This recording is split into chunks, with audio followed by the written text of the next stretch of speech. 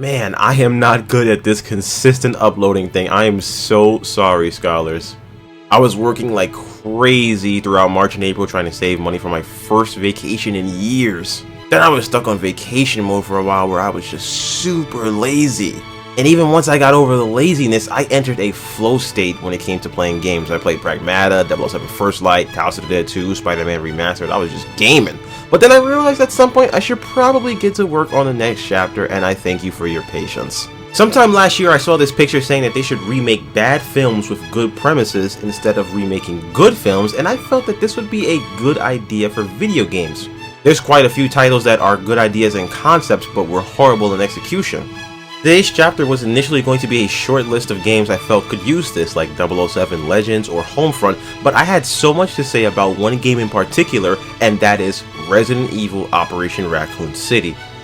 With the Resident Evil franchise turning 30 last March, it was a good time to reflect on the history of the series and the very experimental spin-off games in its catalog, with this what-if scenario of Operation Raccoon City being among the most panned releases in franchise history.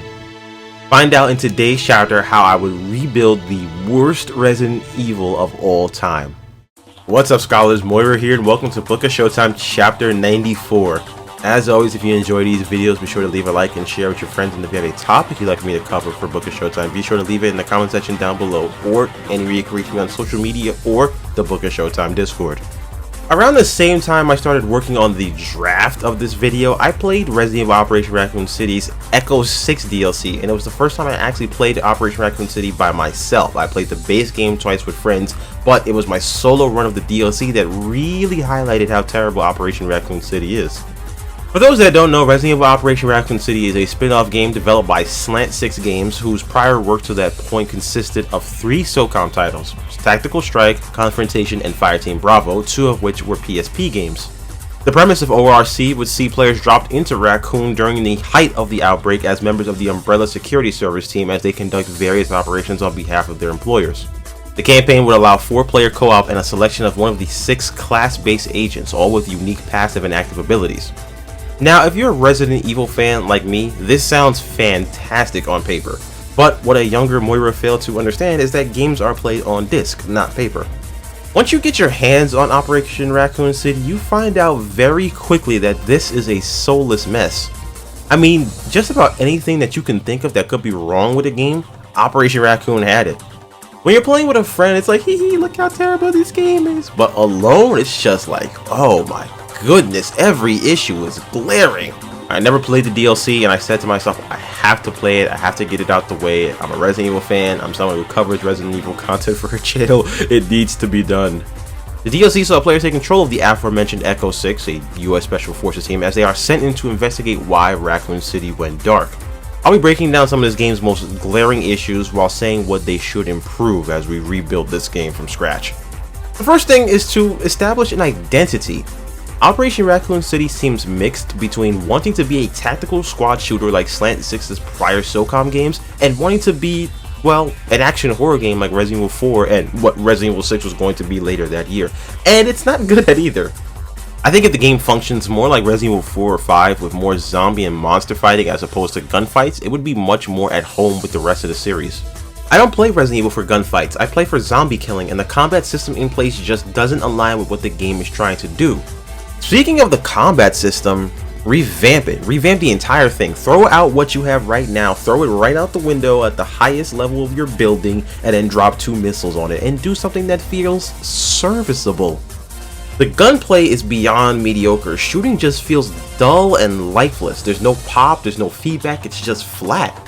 Shooting a shotgun in a Resident Evil game is supposed to mean something, but in Operation Raccoon City, it's just unfulfilling. It's like firing those marshmallow shooters you can get as a kid. Can you still get those?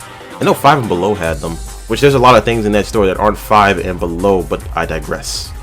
And you're going to be doing a lot of shooting against the bullet sponge enemies that ORC sends at you. If they're going to have human enemies, they should be much weaker than the zombies, much weaker.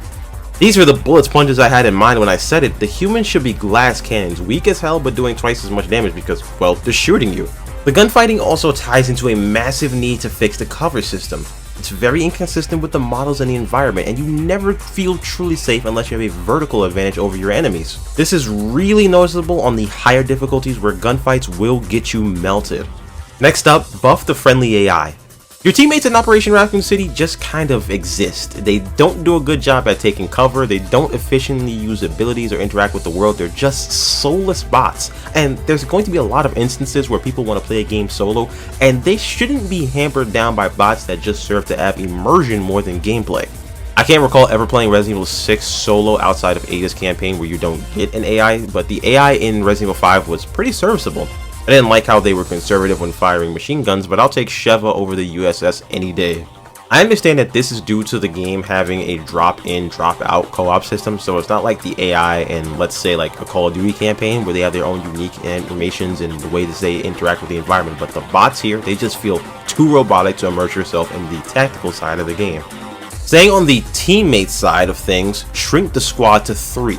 This may seem odd, no pun intended, but at its core, at its heart, Resident Evil is supposed to be a horror game in some capacity, and if it's not gonna scare you, it should at the very least try to overwhelm you, and that's easier with a smaller squad. Now in previous chapters I've said that when a horror game has co-op, that takes away a lot of the fear you'll feel if you know someone is watching your back, but 4 feels like a little too much. This will also force players to think about team composition a lot more before a mission. Next, remove the PvP entirely. I feel like a broken record because again, in prior Resident Evil chapters, I lamented that Resident Evil needs to stay away from PvP, and if they ever do remake a game like Operation Raccoon City, they should keep this out of it. It's a waste of resources and it can die out pretty fast, especially in today's markets where there's dedicated PvP shooters. Use the time and money to refine the core game or add in mercenaries. You can never go wrong with more mercenaries, and co-op mercenaries just always slaps. Finally, we're going to end by suggesting a merging of the 2 campaigns. One thing I noticed in my run of the Echo 6 DLC is how many locations and objectives are kind of reused, and it boils down to the same thing as the USS side, but now you do it for the good guys.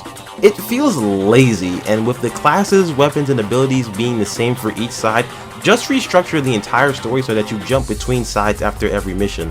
Make it so that while the classes are the same at the core, they're different in various ways.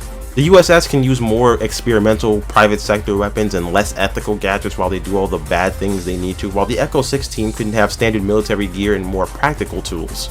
Then at the end of the game, instead of picking to save or kill the survivors, you just pick the good or the bad guys. It would make a lot more sense. I'd rather we'd have one decent campaign instead of 2 mediocre and boring slogs.